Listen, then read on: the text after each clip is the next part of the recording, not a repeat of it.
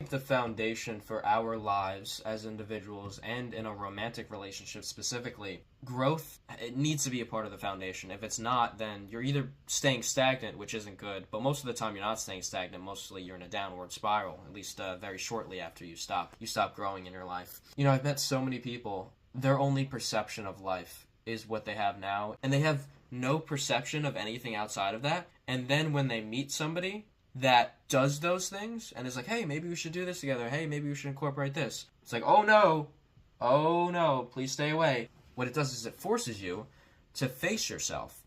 And these people have never faced themselves in their entire life because their parents never faced themselves. Then they never faced themselves. Their friends never faced themselves. I was actually in a romantic relationship for a few months where this was the case. So many things she was doing to detriment her health, and she knew it.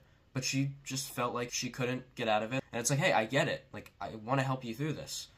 Didn't allow me to help her. Like, there's a part of you that genuinely believes it's not possible. And I resonate with that because when I was depressed for 3 years, I thought I was going to be like that for the rest of my life. I thought I was going to take my own life at some point. Oh, now I can see as to how you see no way out. But there is a way out. And when we're living in our mind for that long in a negative spiral, we're in a bubble. And the world is all out here. All of the tools and the methods to get yourself on the right track are there. And so people might come and say, well, how do I start with this? How do I get access to those tools if I'm so stuck in this bubble? First thing to do is to look at yourself and start to ask yourself deep questions in which you probably never asked yourself before.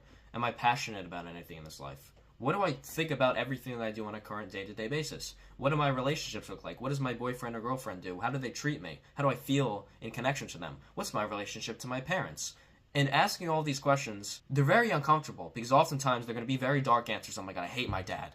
I can't believe my mother did this to me. My girlfriend just makes me so angry when she does this. It's going to be all of this stuff that's overwhelming. So it's very important is to dissect this individually once at a time. You can't get it all over because then you're going to be overwhelmed and you're going to go right back to where you were in your bubble and refusing to look at yourself deeper and take an action step because you're like, this is too much to deal with.